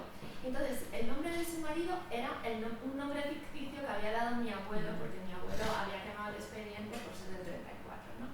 Entonces, bueno, que es todo mucho más complicado, pero incluso a veces buscando el hilo de las mujeres, las hermanas, las hijas y tal, se puede llegar a encontrar incluso los nombres ficticios, porque ellos intentaron también, pues, a ver, es que si no hubieran sido fusilados inmediatamente o devueltos. Bueno, no sé, era simplemente como anécdota, pero la necesidad de tener un archivo, es que, por favor, que ha pasado de temas del tiempo, ¿no? Efectivamente hay muchísima documentación y falta tiempo, faltan recursos, pero sí es cierto que cuando ahondas en esta documentación y tienes la paciencia de buscar en archivos y también en apoyarte en la memoria oral, logras encontrar cosas sorprendentes. En nuestro caso, no solamente empezamos esta historia a través de Julio, a través de otros, Etelvino, y a través de la propia experiencia de nuestra familia. Y eso nos hizo trazar no solamente el hilo familiar, sino también el hilo, pues, de todo este fenómeno del exilio asturiano, ¿no? Es decir, hay que tener mucha paciencia. Están los pasaportes, están los nombres, está la ubicación de donde estuvieron la familia, está la historia de qué pasaron durante todo ese periodo. Después, a través de las informaciones que vas contrastando, logras establecer ciertos paralelismos, te facilita comprender. Por lo tanto, lo que hace falta es tiempo y recursos. Nosotros, a través del propio Archivo Nacional de Cataluña, nos ayudó mucho desde las instituciones catalanas en la investigación que realizó el señor Julio Clavijo. Es decir, posiblemente si la ayuda totalmente desinteresada del Archivo Nacional de Cataluña y de los propios investigadores, no hubiésemos avanzado tanto como avanzamos. Por lo tanto, yo creo que hay mucha gente sensibilizada en ayudarnos a tratar de que esta historia sea una historia que podamos recoger y podamos explicar. Nosotros estamos totalmente a vuestra disposición si nos necesitáis ahí en Barcelona para ayudaros en esa labor. Pero que información hay muchísima, y a través también de la memoria oral era difícil hacer escribir a estas personas, y muchas veces lo que hicimos a través de Julio fue intentar hacer unos cuestionarios sencillos que nos ayudasen a retratar aquel periplo, y en algunos casos también de la propia historia que nosotros escribimos en el Centro Asturiano, lo hicimos a través de la memoria oral. No hicimos grabaciones, sino lo que hicimos fue entrevistas que nos permitieron recoger y completar todas estas historias. La memoria oral es importantísima, lo que pasa es que en muchos casos, desgraciadamente, se ha llegado tarde. Sí, no, lo único que quería decir es, abundando un poco lo que se acababa de mencionar con respecto a la administración francesa, que es muy precisa, y es muy precisa la información que tiene, los listados que tiene, por ejemplo, en Van, en Lupián, que fue lo que yo trabajé sobre el exilio. Los listados existen de una manera precisa, nombres y apellidos, de dónde vienen, etc.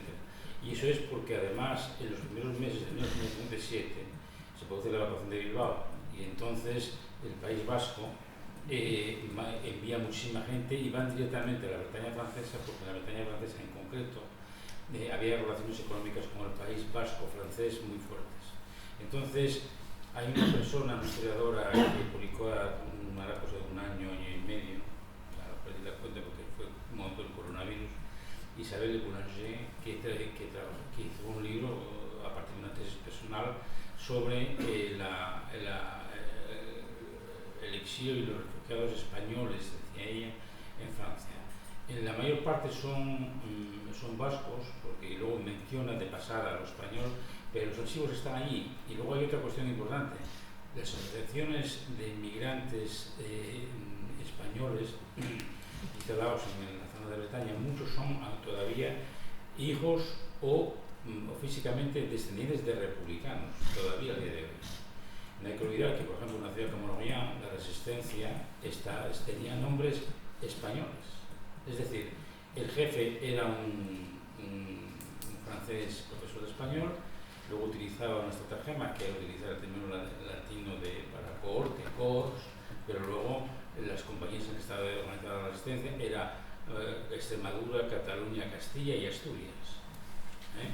Luego, hay elementos para investigar, para eso hace falta tiempo y gente dedicada a ello, pero las propias asociaciones de inmigrantes en el sur, en Francia, que viví, fue donde viví, por tanto, porque conozco más de la Bretaña francesa, pues tienen información directa, porque a mí me tiene pasado de encontrarme con gente por otras razones en un momento determinado, y gente que me abordaba, y es que yo soy forense, soy de la Felguera, y tal, y era gente mayor que todavía estaba ahí refugiada después del año 39.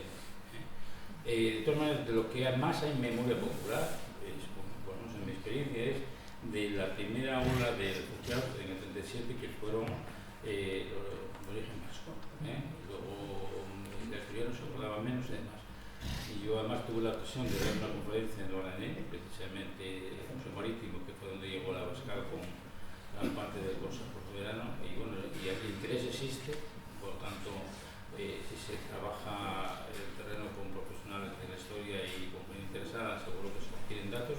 Estaba la sala repleta de gente porque desconocían completamente esta historia, y bueno, y quedaron muy sorprendidos al saber la evacuación y la llegada del Consejo Soberano, etcétera, al pueblo de Lorraine, que como especifiqué antes, dentro de la desgracia y el momento dramático tuvieron una cierta suerte, puesto que iban a caer en el pueblo más rojo de toda Europa.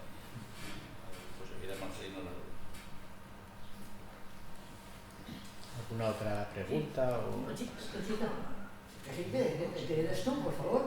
Bueno, primero, enhorabuena a los dos, pero quería incidir en el archivo de historia oral. Enhorabuena por lo que estáis haciendo. Aquello que había empezado... Lo mismo que hacéis vosotros. No va de piropos, pero aquello que había empezado hace muchos años, como, bueno, a ver qué pasa, qué se podrá hacer. Era muy pedestre, ¿no? Con la cinta magnetofónica, pues realmente es algo que está consolidado, que está ahí, que hacéis una labor importantísima, que nos complementa a nosotros, que llegasteis a tiempo, muy a tiempo en muchas cosas, y que yo creo que el tema de la documentación oral, pues con luces y sombras, es algo que ya está ahí. Sí. Y está consolidado, y aquellos primeros debates que teníamos de puede ser una fuente, no puede ser una fuente historiográfica fiable, científica y no sé qué. Yo creo que está más que superado. Y bueno, luego, a fin de cuentas, después la calidad científica de una investigación, nos gusta o no, más que la fuente, es el que la hace. La crítica de fuentes. Sí. Y entonces siempre nos bajábamos las vestiduras, no, porque tiene que ser el documento primario, textual, porque si no, si se pasa por un tamiz de lo subjetivo, siempre podemos caer. Bueno, depende quién tenga la fuente en la mano, ¿no? Una buena investigación depende no solo de la fuente, sino del que la hace. Y yo quería hacerte una pregunta de carácter un poco técnico. Vamos a ver, cuando vosotros estáis cuando contactáis con una persona para hacer las grabaciones, ¿estáis formalizando legalmente el uso de la grabación? ¿Están dando consentimiento expreso ellos y sus herederos a que se utilice? Sus herederos no, pero ellos sí, ellos firman un consentimiento de utilización de la entrevista en un documento. Y aparte, en la propia grabación, tú estás explicando lo que estás haciendo. y ponen condiciones de acceso. El titular, el entrevistado te pone las condiciones de acceso. Sí, normalmente yo creo que solo tenemos un caso de condición de acceso. Vale. ¿Y tuvisteis algún o tenéis algún problema con herederos? No, hasta ahora no. Y no me lo había planteado. Porque sí, no, y está bien que me lo digas, porque hasta ahora lo que nos está pasando son herederos que quieren, no sabía que teníais esto, ¿me puedes dar una copia? Naturalmente. No, eso es maravilloso. Pero no surgió. Cuando tienes al nieto del derecho al olvido. Claro, no se nos planteó. No se nos planteó. Te hunde, o sea, eso te hunde. Claro. El nieto te llega, bueno, tenemos casos, ¿no? Lo de Natalia Hernández que pasó. A ver, cuando te llega el nieto de turno, la nieta de turno, y te dice, no, esto de mi abuelito, esto de mi abuelita, es que es el derecho al olvido, es que nosotros... Pero claro, tienen potestad, tienen potestad para decir si la propia persona interesada conscientemente cedió su testimonio y además si te lo tienes firmado, ¿verdad? Y firmado, porque sí que es cierto, esto Lluís Úbeda, por ejemplo, que fue el que se acercó a la perspectiva legal, ¿no? Sí. Independientemente de que tú expliques en la grabación, tú fírmalo, claro, con el DNI y pon tu firma y pon tus datos. Es que si no, tarde o temprano puede haber problemas, sobre todo por esa corriente, ¿no? Sí, ahí tuvimos... El derecho al olvido. Esto, además, claro, viniendo de un trabajando en un archivo, lo del derecho al olvido, en cualquier caso sería un uso. Sería un... Sí. No, pero puede surgir otro tipo de beneficios. ¿Quiere hablar algo? No, sobre esto del derecho al olvido. Una tontería. Por un conflicto que tuve una vez, da igual. Una foto, por ejemplo, de republicanos desfilando en un pueblo de Francia en el año 44. Nadie puede decir una foto histórica, ¿no? Nadie puede decir, quita mi vuelo de ahí, borrarme la cara de él. Es una foto histórica que salió en la prensa, es una foto histórica de la prensa, o sea, de los guerrilleros españoles desfilando en la liberación de un pueblo de Francia. Nadie puede decir ningún heredero. Ahí borra mi vuelo la cara. Nadie puede decirlo. Mira, es que voy reflexionando porque la pregunta que tiene tela, porque claro, nosotros como archivo generamos la fuente, bueno, en fin, toda la dinámica de creación de la fuente y bueno, pues el documento, cesión y demás, pero como archivo de historia oral, como centro que recibe documentación oral, también nos ceden en depósito testimonios que tenemos en depósito, que no los generamos nosotros, bueno, así rápidamente, fuente oral, es aquello que se genera entre entrevistado y entrevista, bien, lo hacemos nosotros, sale, el impulso nace de proyectos, iniciativas, ¿no?, que desarrolla el archivo de historia oral, pero, claro, nos puede llegar una colección o nos puede llegar un fondo valiosísimo que vamos a digitalizar en el caso de que haya que digitalizar, que vamos a saber lo que hay, pero sí que es verdad que consta como depósito. ¿Qué ocurre con aquellas entrevistas ya ahora, cada vez que ocurre, por ejemplo, con toda la polémica no, todo el debate apropiado, ¿no? También, porque todas las fuentes, como historiadores e historiadoras, tienen que estar a disposición de otros, que lo puedan consultar, contrastar, rebatir. Entonces, ¿qué ocurre con un testimonio oral? ¿No? Es que hice yo la entrevista y está en mi casa, archivo personal, que los archivos personales existen también, ¿no? Entonces, ahora lo que está ocurriendo, que me parece muy bien, es que, por ejemplo, en trabajos universitarios que utilicen testimonio oral, ¿dónde se va a depositar ese testimonio oral? ¿Dónde va a estar accesible para que yo lo vea, si me da la gana? Que yo pueda contrastar o, bueno, utilizarla misma, como utilizo las fuentes del Archivo Histórico de Asturias, ¿no? Entonces ahí sí que cuando ocurre eso, normalmente se ponen en contacto con el archivo. ¿Podemos depositar las entrevistas? Sí, espera, va a ser una cesión, pero tenéis que seguir estos criterios. Autorización, pero pues eso, una colección importantísima que yo creo que, bueno, yo no soy especialista en historia, en Hay tradición oral, sois en historia oral, una colección muy potente de tradición oral del oriente de Asturias que yo creo que hay que digitalizar, que conservar, Claro, es una cesión. La persona que hizo esas entrevistas no recogió ninguna autorización, era su archivo personal. No lo sé. Sí que es muy complicado. No lo sé. Porque luego están las entidades de derecho, luego está la difusión, la comunicación pública, y luego está, pues por supuesto, el derecho al honor de las personas que pueden verse afectadas por un determinado testimonio oral, que puede ser cierto o no. Y entonces, esos son unos temas muy complicados que no sueles tener con el documento de archivo, ¿no? Por definición, un documento de archivo no es un documento que tenga derechos de autor y derechos de propiedad intelectual ni nada por el estilo. Ay, amigo, tengo una fotografía y un fondo particular que para mí es mera fotografía, pero yo no la puedo colgar en la Wikipedia, porque me dicen que independientemente de lo que diga la legislación española sobre la mera fotografía, es una fotografía y si no la hice yo o no tengo los derechos de reproducción, pues yo no la puedo calificar como de Creative Commons o algo así. Entonces, si eso te pasa con un material fotográfico, lo mismo te va a pasar con un material audiovisual o sonoro. Cierto. Independientemente, porque ahí están como buitres las entidades de gestión de derechos que viven de esto, ¿vale? Y entonces, claro, el documento oral tiene esa problemática, que es la problemática del soporte y de su publicación. El soporte. Pero bueno, eso es una cosa que ya se tendrá que... El soporte que tendrá que estudiar. Que me trae por la calle de la amargura y respecto a la autoría, claro, con una fuente oral, ¿de quién es la autoría? Del entrevistador, Claro. Es coautoría.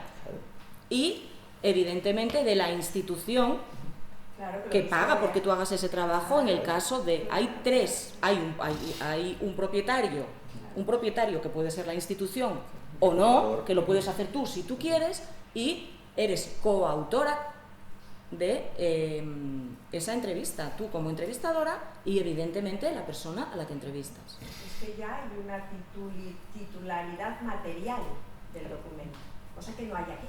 Aquí el documento es un documento primario, documento único, no tiene propiedad intelectual. Una grabación sí. Pero una entrevista sí puede tener. Una entrevista puede tener. Una fuente oral, sí, grabación, un documento oral. Luego está el tema de contrastar, o está el tema de investigaciones que se están haciendo ahora, y según el testimonio yo aquí cuando yo cojo un trabajo de investigación de cualquiera, veo la zona. Veo si consultó el listado de evacuados que está en no sé dónde, o los pasaportes que están en no sé qué, o veo si Antonio consultó el consejo nuestro soberano. Pero cuando te empieza la investigadora o el investigador de turno y te dice, según el testimonio de Periquín de Arriba, que se tiró al monte en... Fuente, archivo, ¿qué archivo? Claro. Y eso personal, claro, pero es que quiero decir, si esto tiene recorrido, claro, pues ¿dónde está? Aquí lo quiero ver. Claro, como todas las fuentes, aquí no somos periodistas. Sí. Es que si no, están haciendo periodismo... Con toda la buena voluntad, Sí, hombre, con toda la buena voluntad. Porque sí que es verdad que muchas veces no lo saben. Es otra cosa. Sí. Es otra cosa. Y claro, eso hay que legislarlo de alguna manera. Porque, fíjate, hay como mucho... Yo creo que lo que se hizo, hay veces que reflexiono y digo, bueno, había que hacerlo. Hombre, claro. Y luego ya pensamos y sí que tuvimos la prevención de autorización. Desde el minuto 1, autorización. Pero que la podíamos no haber tenido, porque fue, digamos, andando... Vas andando y luego ¿qué autorización pidieron todos los recopiladores de romances y de folclore? Cuando van a los pueblos y cogen a la abuelita, oye abuelita, cuéntame a mí la jota esta que tiene... Y entonces la señora, el tema de tradición oral en cuanto a fotografía. Claro.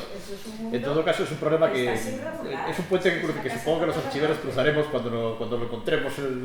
Y hay mucho, hay colecciones brutales por el interés que tienen, por la riqueza. Y bueno, pues ya te digo, lo que afortunadamente aterrizó en el archivo de historia oral, evidentemente está digitalizado, ahí está, pero bueno... Y luego por lo menos está. Y está la explotación también. Sí. Está la explotación. Sí. O sea, hay que firmar con el entrevistado voluntario, que es de acceso público, tal, y el tema de la explotación. Sí. ¿Qué vas a no hacer va a con tener ello? derechos de explotación por parte de nadie. Claro, si partes de la base de que no hay lucro, pero que me está quedando, claro, que me está quedando ya un poco grande, pero por ejemplo, yo qué sé, Rodrigo Cuevas con los testimonios que utilizó de la Tarabica, por ejemplo, en el pedazo de espectáculo. Sí. Claro, ahí hubo, desde luego nosotros no percibimos un duro, bueno, faltaría más, claro. Pero pues bueno, ya es otra cosa, que claro, es sí. el aprovechamiento derivado de los documentos de archivo, que eso es otro tema también. El aprovechamiento, Eso sí. es para las jornadas. Sí. El aprovechamiento o el mundo de la fotografía. También. El aprovechamiento del mundo de la fotografía. ¿Qué consideramos en la fotografía? ¿Qué tiene derechos? ¿Qué no tiene derechos? Y claro, con vuestras fuentes son muy susceptibles a que haya muchos problemas legales. Sí, no mentes a David, no, hasta ahora no El Ministerio de Cultura es bien consciente sí, no, y además del tiene derivado, los podría tener, ¿eh? Y ya por eso cobra diferente según pidas una fotocopia de un documento para una cosa o sea que no la quieras para otra, como todos los usuarios que han tenido que recurrir a los archivos estatales tienen que saber. Pero bueno, eso es otro tema que ya a lo mejor no viene al caso y ya bastante problemático es ya obtener un testimonio oral como para encima plantearnos pues, ese tipo de cosas, ¿no? Sí, de todas formas, y mira ya, por lo menos está. Claro. Y luego pues... sí, luego si hay que encapsularlo, si hay que encapsular, efectivamente, mira, sí. Ahí, luego hay que encapsular. 100 años estos calvos. Efectivamente, simplemente migramos los soportes y ya está. Y va a ser de dominio público en 100 años. Pero por lo menos está, como no se hace nada, es no... Bueno, pues si no hay nada más que...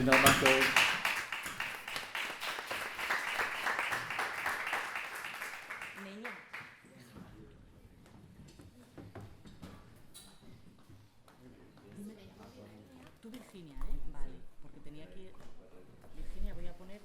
María Ida era tu madre, ¿eh? Sí, bueno, Maruja, bueno, María Ida, pero bueno, Maruja. Bueno, pero como me vas a dejar, que mal escribo,